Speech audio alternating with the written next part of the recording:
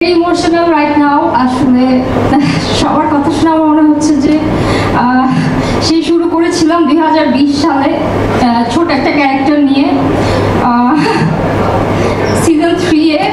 Because আমাকে যখন বলা হয়েছিল যে ব্যাচেলার পয়েন্টের কথা, তখন আই ওয়াজ নাথিং। তো আমাকে বলা হয়েছিল যে নোয়াখালীতে যাব, যেহেতু আপনি আসলে নোয়াখালীর মেয়ে, আমরা কয়েকটা এপিসোডের জন্য একজন আর্টিস্ট আছি।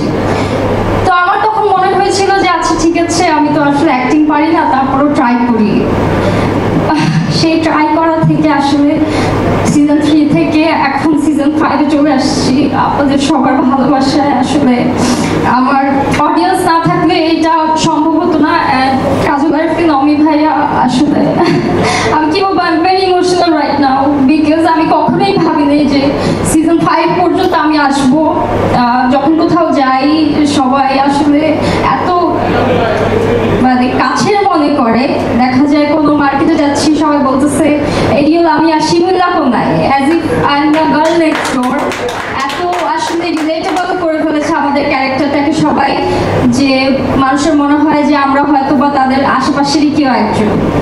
সো এই ভালোবাসাটা পাবো আপনাদের কাছ থেকে, এটা কখনো আসলে আশা করিনি। আমি অনেক ছোট মানুষ, যখন শুটিংয়ে যাই আমি সবার থেকে ছোট, বাট তারপরে সবাই আসলে আমাকে এত ভালোবাসা দিয়ে আসলে আপন করে নিয়েছে একদম 2022